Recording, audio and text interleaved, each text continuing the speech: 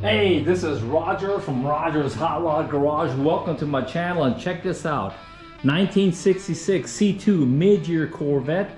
But before I talk to you about that, this is the 34 Coupe with sporting the BMW V12.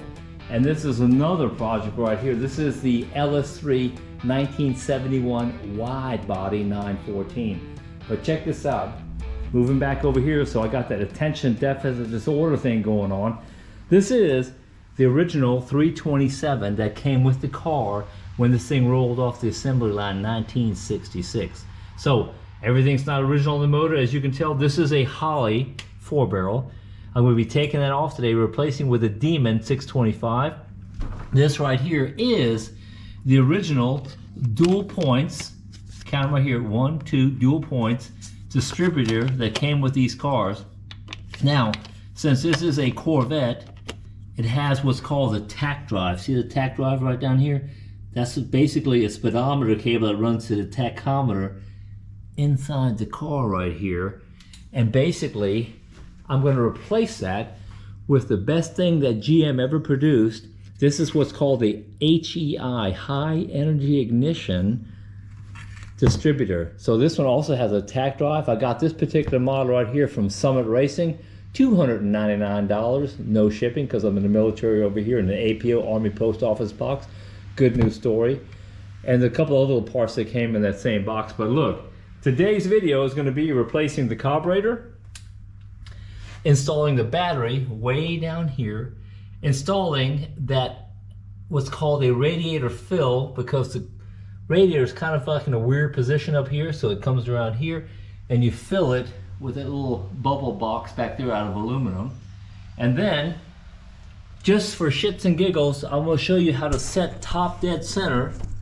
See that blue line right here? So this one actually set the top dead center. And very important here, hold on, is that these front two valves are actually closed, so they're up. See how you can wiggle those and they're open? So they're closed. And the way I do that, and you got different ways of doing that, but I take this wrench right here, turn the front of the crank, put my finger in right here in the top dead center of the spark plug hole, and then I'll get a little psst, psst. I'll show you that in a couple of seconds, and that way I'm top dead center. And then you can actually look in there with a flashlight or a screwdriver and actually get the top dead center. And why is that important? So you can have this number one pointed at this one cylinder over here when you're running your spark lines and you're actually setting up your distributor like I showed on top of the hill. Now if you don't do that, you're 180 degrees out, you can actually have that big giant flame that comes out here because you're 180 degrees out. So that means on your intake valve will be open and your spark will spark and you get that big giant flame out of here. But anyway, that's another story for another day. Let me show you back here what I got going on here. So I always keep 1, 2, 3, 4, 5 of these Demons. This is the carburetor right here, the Holly Street Demon. I always use the 625 model, 750 for big blocks with a lot of power, but 625 is more than enough power to actually spin this motor and actually provide it with what's called a fuel make it happener from Vice Grip Garage. So 1, 2, and I got 3 of those in the box right here. I always keep a couple of spares over here because those are endorsing them. I don't get paid to actually say this, but those are some doggone good carburetors. But check this out. So again, there's the back. I love that look. I had a chance to actually get a convertible 66, passed on it because I wanted the coupe because it looks so cool. So anyway, that's my particular take on that one. So stay tuned. This is the beginning of the video, so thanks for watching. Like, subscribe, and share if you like what I'm talking about here. And this is the 5th time I started this video because I got grandkids and they kept interrupting me, which is cool. And the day kind of started late because I had to throw a belt on the John Deere 400 and cut the pasture here. Now, don't worry about the flamingos right now because they've just been occupying my pool. It's kind of like Occupy Wall Street. I can't get rid of them, but I have been in the pool today. So, that's about it. Enjoy the video, and I'll see you in a couple seconds.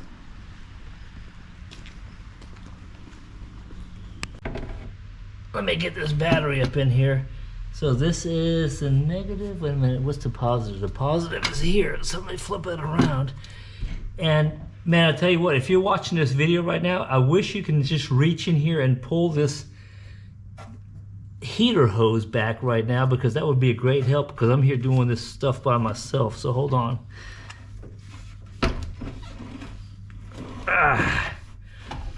Oh, wasn't that bad. So if you notice that, you might not see it from here, but this thing is a perfect fit, because I have access to what's called the post exchange over here, the PX. Wait a minute. Make sure this is going to actually work. And reaching that, oh, sorry, that was a damn mistake. Didn't plan that, but the battery is charged, as you can tell. Here, and it'll reach that positive terminal that I'm pointing at right down here. So, let's not do that again, Roger.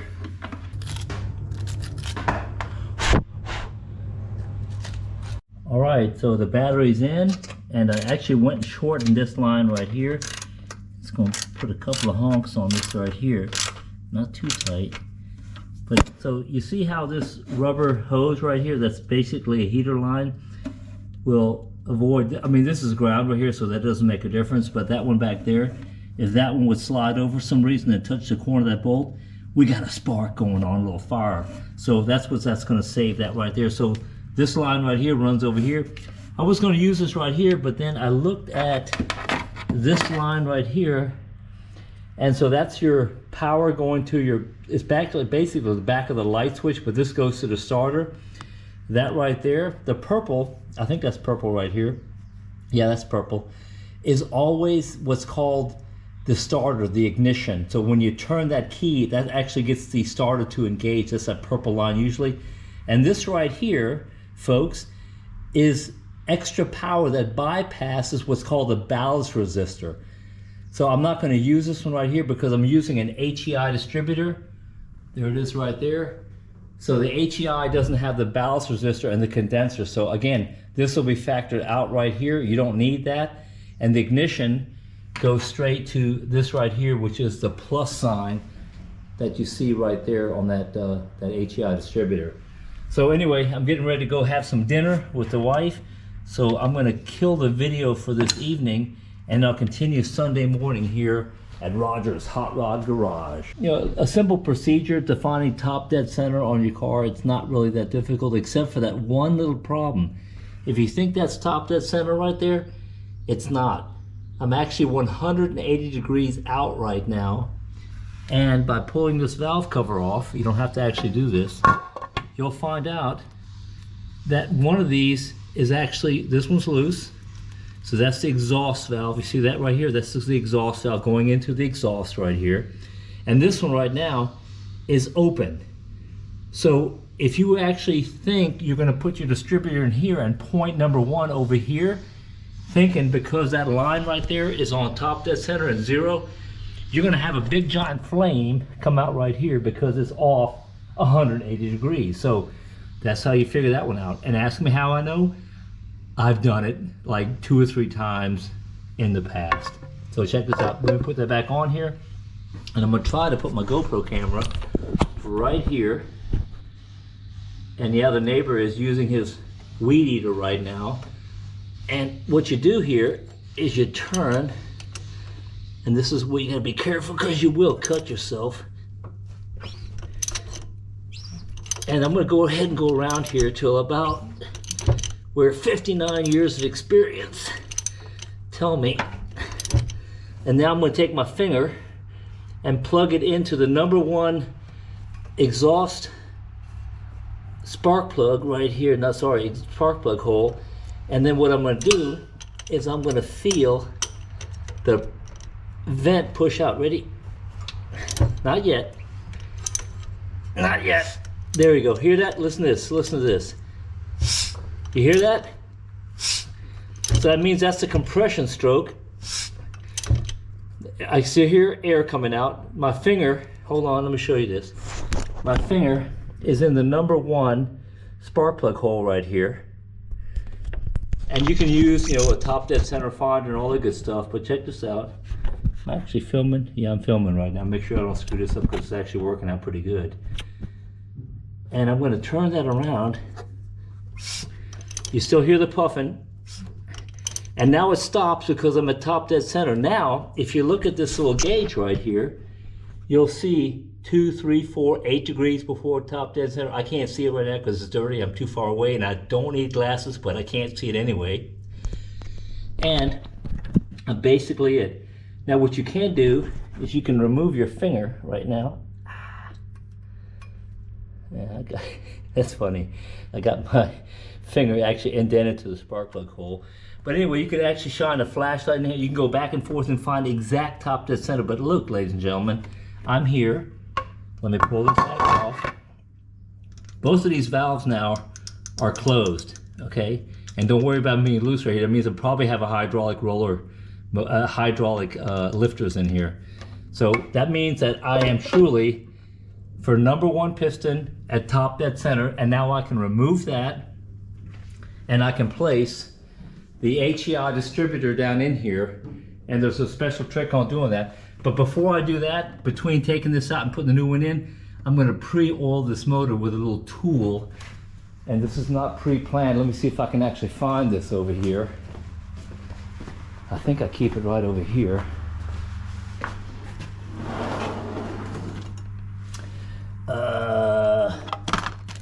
Okay. I can't, wait a minute, let me pull it out a little further. I thought it was up, oh, here it is right here. Okay, check this out.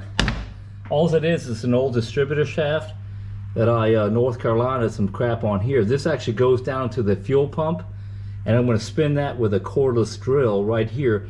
And what that does, that engages the oil pump, spins it, and actually pre-lubes the motor. So that's always a good idea on especially something that hasn't run in 10 years. So, damn, hands are dirty again. I'm supposed to go to dinner here in like 8 minutes. But it's all about time management here in Rogers Hot Rod Garage. So look, right now, folks, that is top dead center, true top dead center. I'll put that HEI distributor in probably tomorrow morning. Sometimes I'll run my spark plug wires, change out the carburetor, and then I am moments away from cranking up, not this video, but the next video. So again, I'm not done yet, but catch me tomorrow morning when I start this video again. All right, hey, I'm back from dinner. It's still Saturday night. I can't let it go, so I'm gonna throw a little shine on this little fill reservoir right here and drop it in.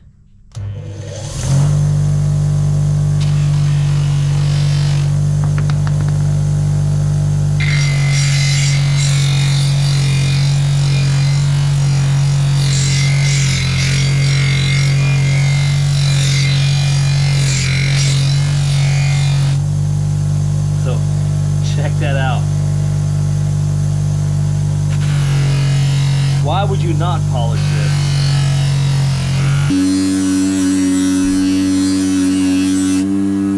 Alright, so check this out. It's in here right now, but that back bolt right here, the one I'm getting to right here, man, what a pain in the butt to get that thing started, because you got to put pressure on it.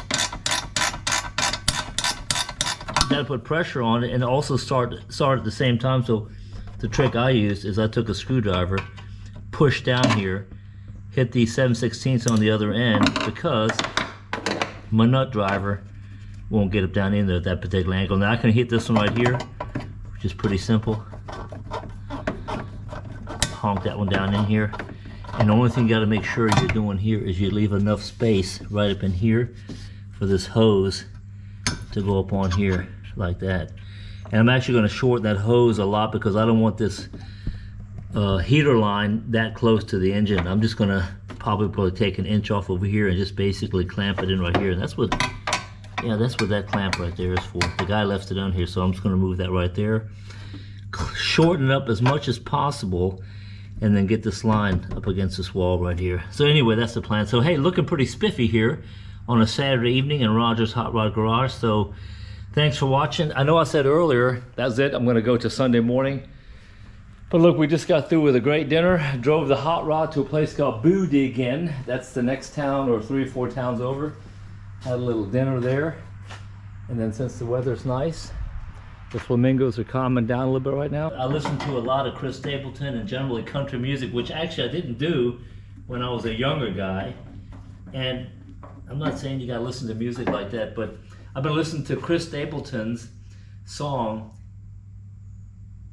Daddy Doesn't Pray Anymore. I think that's the name of it. And also that's kind of like in line with George Jones's song, He Stopped Loving Her Today. And it took me a while to figure this one out because, again, I'm not the sharpest tool in the shed, that both of those people stopped doing that, not because they stopped and changed their lifestyle or don't believe in something, it's because they passed away. So again, that's like Toby Keith's Don't Let the Old Man In. And again, I don't want to tell people about it, but basically enjoy life, enjoy what you do, be nice to people, toast every sundown, and things like that. So anyway, this is stuff right here that's fun to me. I enjoy doing it, and that's basically it. I did have the grandkids over all morning long, so I'm about 8 hours behind schedule right now, but that's okay because that's actually just a little bit more fun than turning wrenches on cars.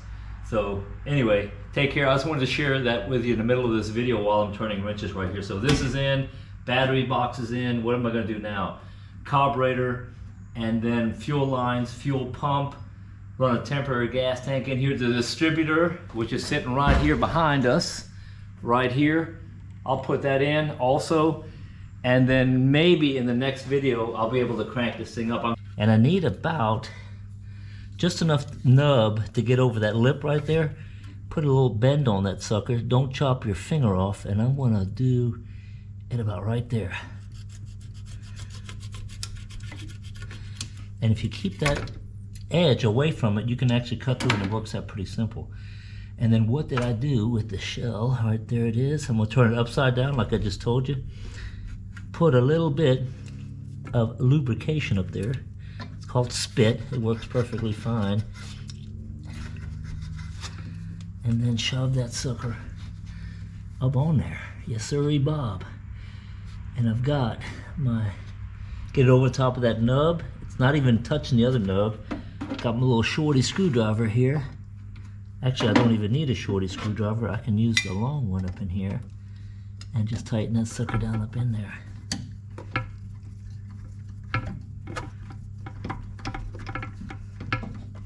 And again, that terminal that I'm touching right there is the ground, so who cares? And even if it was the positive, I don't have the ground hooked up, so you got to complete the circuit to even be worried about it.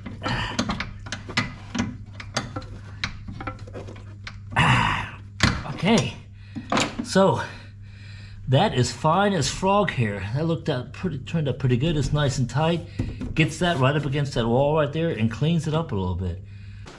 Hey, good morning everyone, Roger here. So got Sunday morning, and just like I promised last night, I got up early this morning and I got one of these Demon 625s out here. And I'm gonna use that corny phrase, will it start, or unboxing, but I'm just gonna open up the box here and show you what these things look like.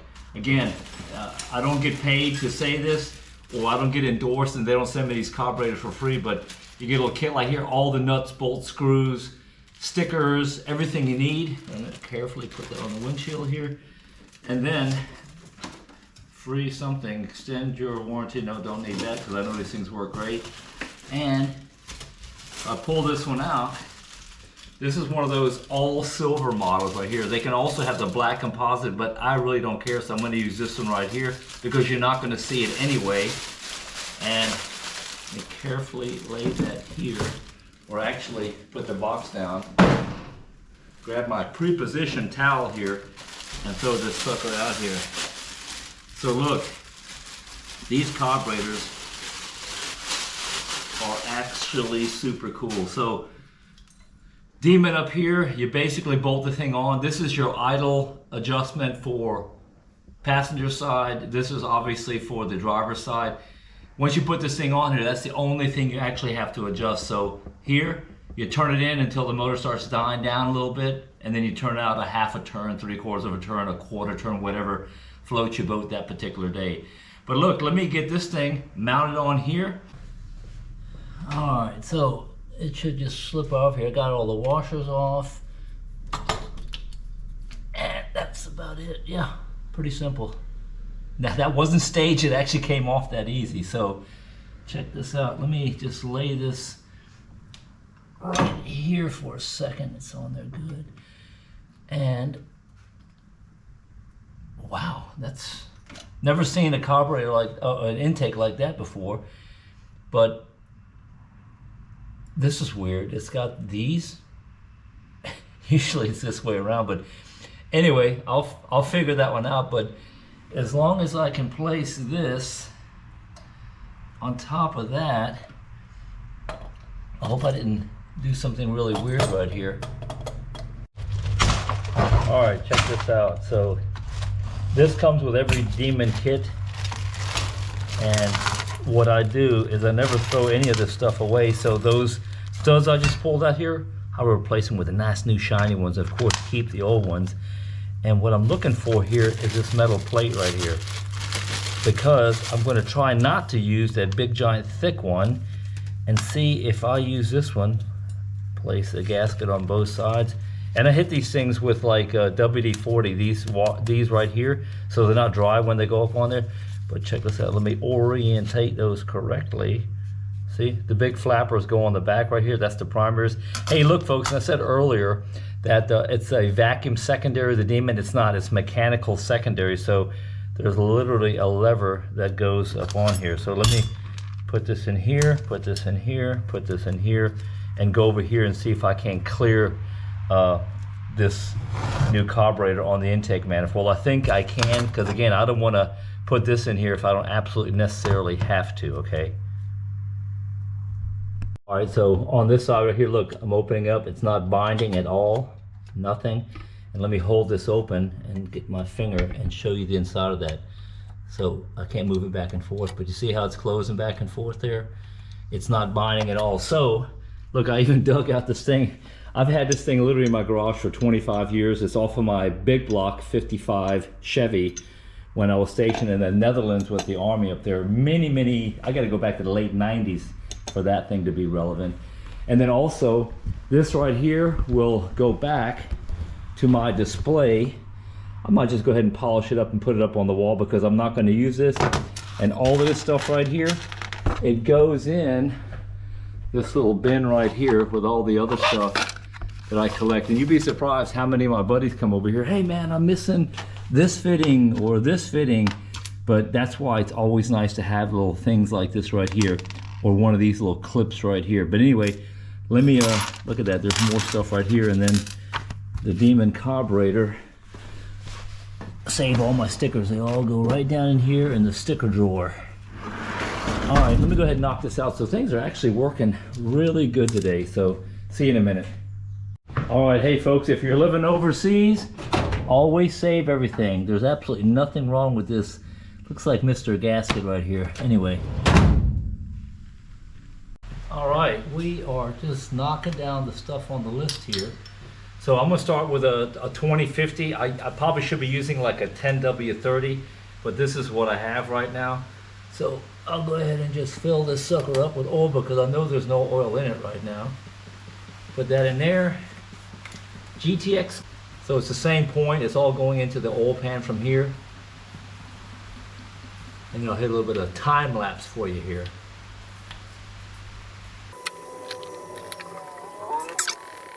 Right, so remember a little bit earlier in the video I showed you this little homemade contraption right here. This is basically just a distributor shaft from GM, and I kind of like cobbled this thing down right here. So if you see that right there, the other end of that, got my flashlight here, I'm gonna try to show you that. I don't know if you can see that, but anyway, I'm gonna hold it real still. If you can see the other end of it down here, that's the top of your oil pump on the bottom, sitting inside the pan. Now all the oil I just added will be picked up by the sump. I'm gonna spin this thing. I'm gonna take my camera, put it on the inside of the car, because I haven't figured out the thing about being in two places at one time. So I gotta sit out here, hold a cordless drill, which is sitting over there, and I'll put this on the inside on the oil pressure gauge, which is one of those gauges right there. And we'll see here in just a second whether I got oil pressure. And then while I'm spinning this thing, I'll pull these valve covers off right here, and you'll see oil coming out the top of these very, very dry cylinder heads right now. Anyway, that's the plan. All right, so there's my setup right here. I felt resistance, so that means I got oil pressure here, but then, like a light bulb going off above my head, I remembered why the oil is pouring out on the bottom of the Chevy right here. So that's because usually this is what I call a DA moment, a dumbass moment. This one's not that bad because this right here is just basically loose. And I saw that when I was doing the damn oil pan 2 weeks ago or 10 days ago. So my bad, let me just tighten it down. But before I tighten it down, I'm thinking about just going ahead and converting over to a filter type, like a Fram. I've got that capability right now, so I might just throw that in right now. But anyway, clean up on aisle 5, right here, Roger's Hot Rod Garage. All right, so check this out. I went ahead and pulled this out of here, and my suspicions work correctly. I'm not going to try to get dirty. There's not even a filter element in here right now, so I'm pouring that brand new oil out of here, catching this pan. It'll go right back into the top.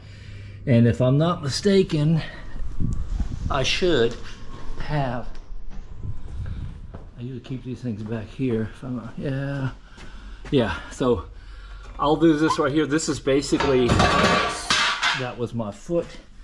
This is basically a conversion from filter element type, like you just saw down here, over to a spin-on, and that would be a PH5.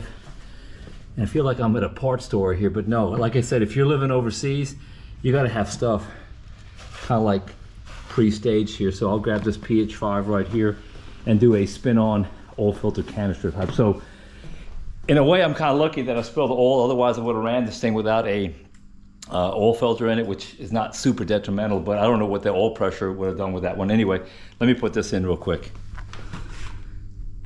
All right, there's the one I just took out, the Corvette. And here's the one I just picked up. It even says it on here in multiple languages. Fit small block Chevys, V8 1957 to 67. I'm a 66, so that should work. And big block, blah, blah, blah. Hablo Español and Parlez-vous Français. They've got it in 3-4 different languages on here. So, let's see, can I get this open without slicing my hand open? And instructions would be nice. Oh, look at that. They even got instructions with it, so that's pretty cool. So check this out. Got this here. And basically, this will be the bottom. No, this will be the end right here that I just slide that into right here. What's the name of it? No, it's Mr. Gasket. Part number 1270, in case you want to use this to convert over. Unless you want to stay absolutely original, but the reason I can't do that because I didn't have that filter element that screws inside of there. So again, another part that I'm going to upgrade on. Hey, look, this right here is your bypass plate. It's also where the bottom of the canister is screwed on right here. So what I always do, I take a pencil or something with a soft end and check out, make sure that this is okay. Though there's a spring on the back of this, and it's kind of like a bypass, too much pressure blow-by valve. So check this out. It moves nice and easy. See that? So that's good to go since you got this thing apart anyway. And then this thing right here gets this gasket sitting right up in here. All that is, it sits nice and neat right up in here. It's all clean. And then this thing, if you see this concave edge right here, this just plants itself right up on here. Now what I'm going to do is I'm going to line it up here with those screw holes, and it sits right up in here. And that little bitty edge right there is where I'm going to crush that rubber O-ring I just put in there. It's not an O-ring, but that one right there. Okay, now let's just find the hole here, Roger.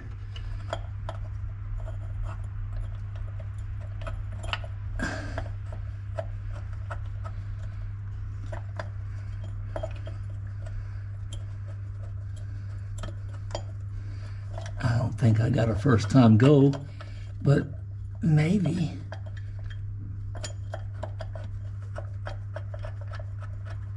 Well, what do you know? I think Bob's your uncle on this one. Now, this is one of those things where nowhere in the description to tell you how tight this thing goes, but you know what? I think I got a fairly decent calibrated hand here.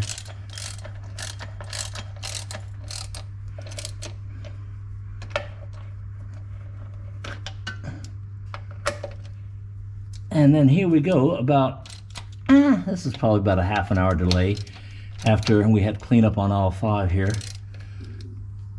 I don't want to do this too tight. Okay, just a little bit back and forth.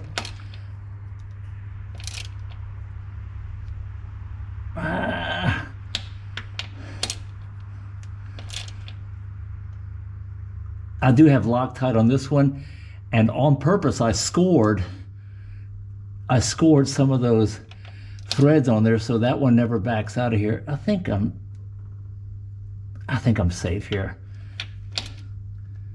Okay, and now, so there's the old one that came out of here, and then let me reach around here. That was the BH5. Okay, and then right next to the camera, I've got lots of oil on the ground here. Nice clean 2050. And I'll just put a seal on that one.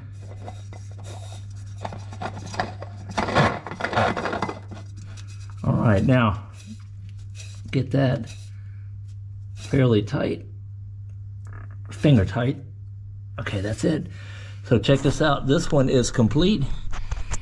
So I didn't plan on doing the conversion day, but I've got the conversion done on a spin off, which just makes a lot of sense. Okay, so let me go back to the top of the car and clean up this oil mess down here. All right, so pretend that's my distributor going down in here.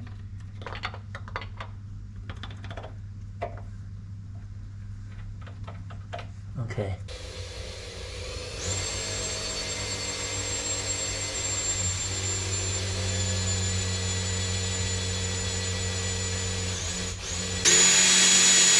Spinning the back of the oil pump through the distributor shaft, and I'm also just rotating the engine just a little bit, one full. And there we go. And then back the other direction, just to make sure that I've got oil going throughout the motor, but I've already got my valve covers off here, and there's oil already coming out of the valve covers through the push rods. And I can't do that other side to show you that because my GoPro camera is leaning against that one. So let me spin the motor again, or the oil pump, and then I'll go the other direction to back to top dead center, and then I'll point that number one cylinder at the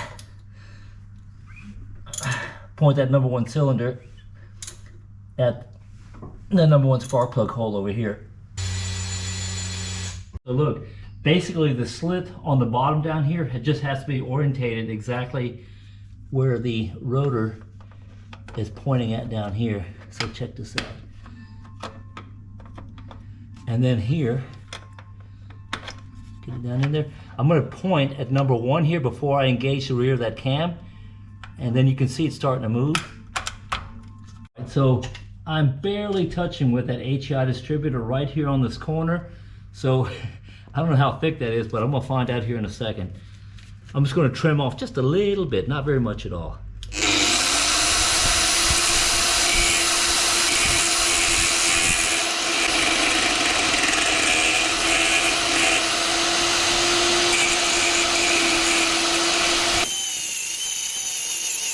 Just like from the factory right here, I probably shaved a little bit more than 1/8 of an inch off right here to help me clear that HEI distributor hole right here, so it sits right here. And on the distributor itself, that plug where it comes out right here, there was a little protection around here. I basically just shaved that off right now, didn't touch the wires or anything, and now I can go straight up here and clear that. And you can see right here on the bottom, I also got myself a nice little profile, cut that edge off right there just a little bit, and now I'm gonna go slip this thing in and it'll clear without touching either side. So I don't think I even came close to cutting a hole in the side of this thing right here. I just polished it up a little bit, but that's just that weird, you know, outcrop they have right here, which really doesn't have to be there. But again, I clear the thing perfectly fine right now, so I'm gonna drop this HEI in here in a couple of seconds. About 6:30 p.m., 18:30 for you folks in the military here at Rogers Hot Rod Garage. Sunday evening. We got the beginning of August right now, so it's 2024. Just a quick recap. I got the carburetor mounted up. I've got the HEI distributor in. You saw my little minor modification. I've got the fill in right now. I've got the battery mounted, charged, and cabled up. I had to go down here, you can't see it because it's dark right now, and did a spin-on filter type of conversion for the small block Chevy. That was pretty simple. And what else? And let me show you what I did right here. So now, if you can see right here, I can do all the spinning, and this is where I'm going to adjust my timing on this thing. And you can see that little grinding I was doing. I got a solid 1/8 of an inch plus in here. So if I pull this off right here, I can show you how much room I've got in here. Again, it required a little bit of, I call it nibbling right down here, nothing major, but check this out. You can turn this thing right now, back and forth, and you get all the timing and nothing touches in here. So I'll bolt that thing down. And then number 1, see this right here? This is pointing generally in the direction number 1. So then my firing order will be set 1, 8, 4. So number 1, and then obviously 8 is even, so that'll go on this side on the back. So that's how you set the timing on these things. So actually I'll cut my spark plug wires with that Excel kit that I got from Summit Racing. Look folks, that's basically it. If you like what you see on this video, like, subscribe, and share. If you think I'm a complete moron and just hack everything up, then tell me that in the comments, but I really don't care one way or the other, but I like constructive criticism. This is just literally fun for me. People ask me, why don't you do yoga, Roger? Well, you know, I'm pretty limber. I climb up and down underneath these cars. You know, I can do this weird thing with my elbow right here. And as far as yoga being relaxing, this is the most relaxing therapy that I can possibly think of. And then one more thing, I have my grandkids here this weekend, and I don't know if they wear me out or I wear them out, but they're 3, 5, and I got a brand new one that popped out 3 days ago, so that's really, really cool. But I think I won that wearing out the grandkids contest, because when I dropped them off at my daughter's house right up the hill, I think they were out like 2 hours later. So we run hard and we play all the time. So anyway, I'm not going to diverge off of here. Got that attention deficit disorder thing going on. This is super cool right here. If you like what you see, then just continue following me on my YouTube channel, because this is fun. I don't do it for the monetary gain.